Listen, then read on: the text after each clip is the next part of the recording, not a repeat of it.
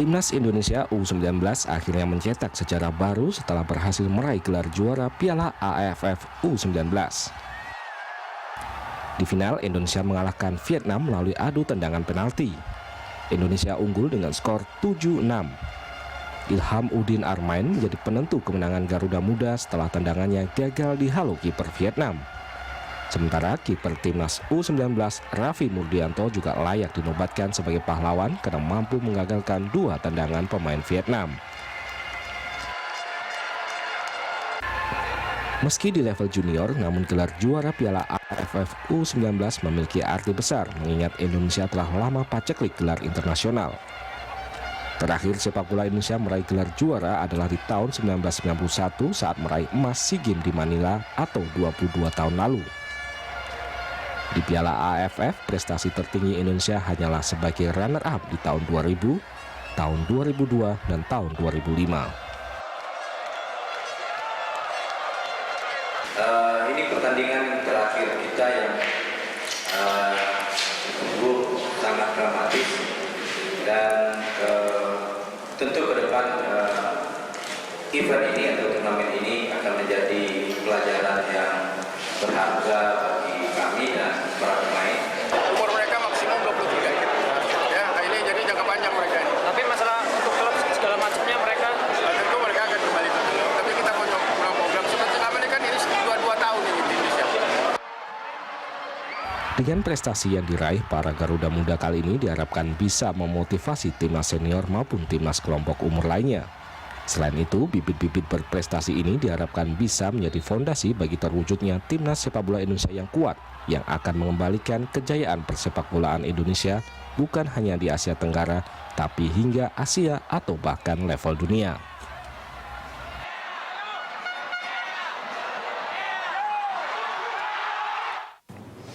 Penantian akan gelar juara selama 22 tahun akhirnya terbayar. Garuda Muda kini terbang lebih tinggi setelah menjadi juara Piala AFF U19. Pemirsa, akankah prestasi ini bisa menjadi awal dari kebangkitan sepak bola Indonesia di kancah internasional? Kita akan mendiskusikannya dengan pengamat sepak bola Budiarto Sambasi yang juga jurnalis senior, dan kita akan mencoba melalui sambungan telepon untuk menghubungi pelatih Timnas U19 yang baru saja jadi juara tadi malam. Mas Bas, terima kasih bergabung bersama kami. Sama-sama, Don. Komentar Anda setelah menyaksikan pertandingan yang mengharukan dan membanggakan ini? Kalau secara umum ya banyak yang mengatakan ini kebangkitan sepak bola kita ya. Ada benarnya, dan ini kan setelah kita nggak dapat gelar 22 tahun ya, tahun 91 terakhir. Jangan lupa juga loh, kita tuh juara U19 level Asia 52 tahun lalu. Oke. Tahun 61 di Bangkok. Iya. Jadi ini orang cenderung lebih lama lupa. lagi ya, kita Asia akan juara. Asia betul? Waktu itu. Dan kita tahun 60-an, 70-an itu mungkin 3-4 kali masuk semifinal sampai final. Juara sekali tahun 61. Iya. Mas Bas, menurut Anda apa yang membuat tim U19 ini jadi juara? Nah, itu yang menarik sebetulnya. Kalau lihat pertandingan kemarin, nanti bisa kita cross-check dengan pelatih ya, Indra Syafri ya. Babak pertama kelihatan pemain agak hati-hati. Karena memang pernah kalah kan 1-2 di penyisihan. Ini bukan strategi membaca potensi lawan dulu? Bisa dikatakan begitu, tapi ada determinasi yang kurang. Tapi terlalu berhati-hati kah menurut ya, Oke. Dan membiarkan Vietnam bermain lepas gitu loh, kurang ketat penjagaan. Tapi babak kedua saya kira situasi berbalik. Ya, kita lebih menguasai, mengendalikan permainan, dan kalau dilihat lini per lini, saya harus mengatakan lini belakang luar biasa. Ya, itu perjuangan mereka habis digedor sama Vietnam. Akhirnya berbuah, babak kedua mereka sudah berani bangkit, mengambil kendali dan akhirnya menguasai. Mas Bas, jangan-jangan memang sengaja di babak pertama itu buat strategi energy saving gitu ya? Bisa, makanya nanti dulu pelatih gitu. Indra. Ini sebetulnya kemenangan pelatih. Ingat loh, ya karena kedua tim itu permainannya berimbang sekali.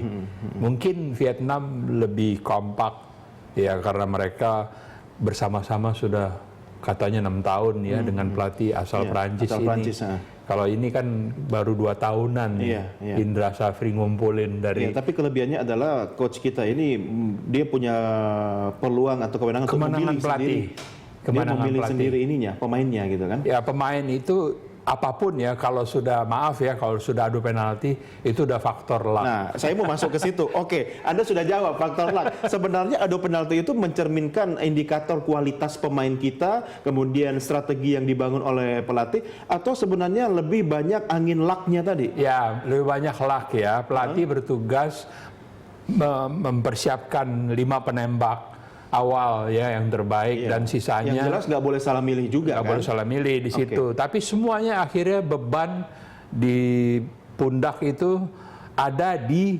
eksekutor, bukan di kiper loh. Kiper itu kalau kebobolan biasa lah Iya, ya. iya. Kalau Apalagi ada dia penalti. berhasil menyelamatkan gawang, itu pahlawan. Tapi buat pemain ini yang paling berat ini, kaki itu berat waktu Iya. kita lihat salah satu pemain kita kan di televisi itu komat kamit mulutnya Iya, sebelum iya. melakukan eksekusi, berdoa. Jadi memang itu tegang sekali Iya. ya. Campuran lah. Tapi faktor pemain itu saya kira 50%. Kalau tidak ada adu penalti, apakah posisi kita akan sama seperti ini? Sama aja. Maksudnya tetap menang? Iya, maksudnya kalau adu penalti ini juga sebenarnya istimewa dalam sejarah sepak bola nasional kita pada tingkatan final ya, di level internasional belum pernah loh kita sampai skor 7-6. Jadi adu penalti 5 itu nggak selesai, dilanjutkan sampai ke 8 kalau nggak salah ya. Iya, Jadi ini juga istimewa.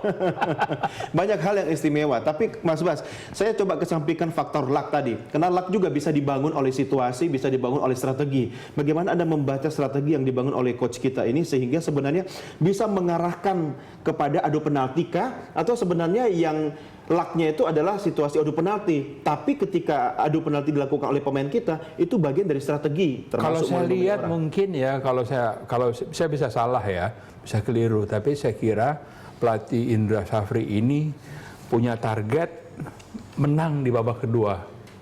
Makanya babak kedua itu kita Ya, agresif makanya babak sekali. pertama energi simpan-simpan dulu ya. Iya, Jadi itu targetnya. Dia lihat, benar tadi Roni, dia baca babak Iya, pertama, dia ingin ambil di babak kedua. Atau Apa perlu membaca potensi kekuatan lawan itu sampai 1 babak pertama? Bukankah sebenarnya kita bisa membaca sebelum pertandingan dimulai? bisa juga begitu. Dan jangan lupa juga ya, Vietnam itu menekan habis kita babak pertama. Itu luar biasa tekanannya.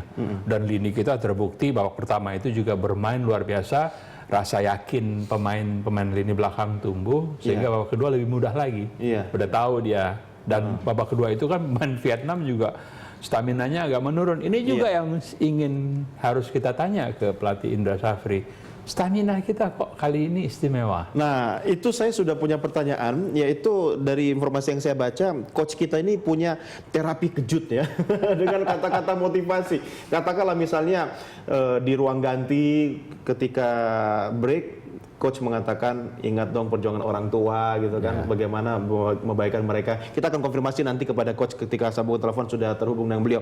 Menurut Anda Mas Bas, apakah itu masih bisa dipakai karena memang usia ini U19, karena pemain kita rata-rata usianya 17-18 tahun? Iya, kalau pelatih sebagai motivator itu bukan hal baru. Wajib malah ya, harus ya? Harus. Justru kita kurang di sektor ini. Pelatih-pelatih kita itu umumnya memang pelatih yang profesional, tapi nggak kayak Jurgen Klinsmann, pelatih Jerman. Itu motivator yang sangat hebat. Itu lebih dahsyat malah sebenarnya membangun motivasi Sebetulnya, pemain. waktu di ruang ganti itu momen paling menentukan untuk pemain. Apalagi ya ini pemain-pemain ini usia-usia yang taat kepada atasan. Jadi anak-anak ini belum tercemar. Kalau sudah Kalau senior di atas ini udah lain tuh. membangkang ya. Senior udah lain ya. Kalau udah tingkatan Atau mungkin begini Mas Bas, karena coach Anda masih bergabung bersama kami di tengah euforia kemenangan Indonesia setelah sekian puluh tahun, kangen akan juara. 22 tahun. 22 tahun, bahkan tadi Mas Bas di level 52 tahun. 52 tahun. Lebih tua daripada saya. Tapi sekarang pertanyaannya adalah bagaimana merawat Ya, ini kan bagian dari strategi pembinaan. Kalau kita tergantung pada sebuah organisasi, harusnya Anda bisa membaca dong mapping pembinaan itu seperti apa. Karena jangan-jangan nanti lebih banyak pemain kita 1-2 tahun jadi atlet sepak bola, tahun ketiga, tahun keempat jadi artis sinetron atau lebih banyak muncul infotainment, bukan soal prestasi olahraganya. Iya. Sudah menjadi apa ya, hal yang biasa kalau saja tim ini dapat 7-8 pemain yang nanti bisa ke tim U20 FIFA atau U23 SEA Games Olimpiade, itu udah bagus. Kenapa cuma Udah 7 atau bagus. 8? Biasanya paling 5 pemain, 6 pemain yang bertahan. Karena masing-masing punya jalan sendiri-sendiri. Mungkin ada yang bosan jadi pemain, ada yang pindah profesi, ada yang harus bekerja, nggak boleh lagi, ya. Karena olahraga sepak bola belum bisa menjadi profesi yang menjanjikan. Betul. Makanya saya bilang lagi, ini hanya transisi, tidak permanen. Terus Mas Bas, siapa dong yang bisa menjamin ketika sekarang kita punya juara, seterusnya kita akan punya Mestinya, nah ini kalau memang mau mendapat tim ini mau diperlakukan agak istimewa karena membuat sejarah baru, harusnya ini istilahnya di keep, dijaga supaya bersama sampai minimal SEA Games 2000, bukan yang yang bukan dua yang kali ini berikutnya. 2015 kan yang di Myanmar tahun ini, Iya, tahun ini kan Desember, timnya Myanmar. si RD Iya. Rahmat ya, ini udah disiapkan ya, sekarang malah sudah ikut ISG di Palembang ya, 2015 ya, ini jadi kita punya waktu kurang lebih 3 tahun lah, katakan ya, 2 tahun ya, untuk Sebenarnya Mas Bas, mempersiapkan. kalau kita bicara waktu ya, periodisasi bagaimana menyiapkan pemain kita yang bagus, apakah waktu itu sangat mempengaruhi atau sebenarnya dengan waktu yang singkat-singkat? Ya pemirsa, Anda masih bersama kami. Ini tadi menarik pada waktu break ya, yang terbang itu Garuda ya, bukan Garuda Muda. Iya. Tapi sekarang Mas Bas, saatnya Garuda Muda itu mengepakkan Ya, sayapnya. saya senang ini membuat sejarah Garuda Muda karena sekaligus ini untuk mengingatkan para penggemar, janganlah terlalu memuja-muja timnas senior. Timnas senior kan selama ini mendapat tempat istimewa ya, artinya naturalisasi lah, wah. Jadi superstar, sering disebut namanya, masuk infotainment, masuk pengadilan. Tapi kok malah kasus perceraiannya yang lebih Iya, dominan tapi gitu kan? kita lupa bahwa semua ini berawal dari U14, 16 dan Justru seterusnya. sebenarnya ini adalah bagian dari proses kaderisasi yang sangat Betul, bagus, tapi efektif. mereka kan selama ini kan anonim. Iya. Pemainnya anonim, pelatihnya anonim, nggak banyak yang hafal. Atau mungkin lebih bagus begitu, agar tidak nanti dalam tanda petik dirusak oleh lingkungan. Ya artinya kita butuh penggemar yang juga mencintai Garuda Muda, bukan hanya tim senior. Dengan kemenangan ini, Anda tidak yakin? Nah ini saya sekarang agak berbalik. Mungkin para penggemar, karena penggemarnya penting. Iya. Lebih penting dari PSSI, daripada Menpora, daripada KONI, daripada pemerintah. Penggemar ini sangat penting. Saya kira ini peristiwa yang cukup historis dan menjadi pemicu supaya kita lebih mencintai tim-tim muda. Karena kan tim muda kita berprestasi terus, cuman orang cenderung lupa. Iya, asal Kemarin jangan nanti- juara di mana-mana loh, di Betul. Swedia, di mana. Ya, persoalannya kalau kita tidak pandai-pandai mengaturnya akan jadi layu sebelum berkembang. Juga pengingat untuk PSSI untuk lebih konsentrasi ke pembinaan usia dini. Sudah dilakukan. Sistemnya sama di mana-mana. Nggak ada yang beda kok. Yang beda itu adalah organisasinya. Yang beda itu adalah orang yang bertanggung jawab tadi. Iya, Yang supervisi. Yang berbeda itu pelatihnya. Iya. Nah, jelilah mencari pemain. Ini yang paling penting. Nah, PR kita yang paling dekat ini untuk level Asia adalah AFC Cup ya, yang Ya, akan ini. Oktober ya. Oktober ini. Mas Bas, penerawangan Anda Agak berat. Kita bukan lagi tim kuat seperti yang saya bilang tadi, kita juara tahun 61. Asia. iya. Ya Ini ini artinya apa? Kenapa pesaing-pesaingnya nanti lebih kuat atau ya, kalau sama? tingkatan Asia kita sekarang ini, nah jangan lupa juga ya, kita selama ini menganggap kita itu paling hebat di ASEAN. Pada kenyataannya yang juara Ya, kita satu grup sama Korea Selatan, Laos. berat. Laos masih bisa lah. Korea Selatan ini ya. Berat, ya berat. Itu yang saya bilang, kita baru kebagian giliran juara baru tahun ini.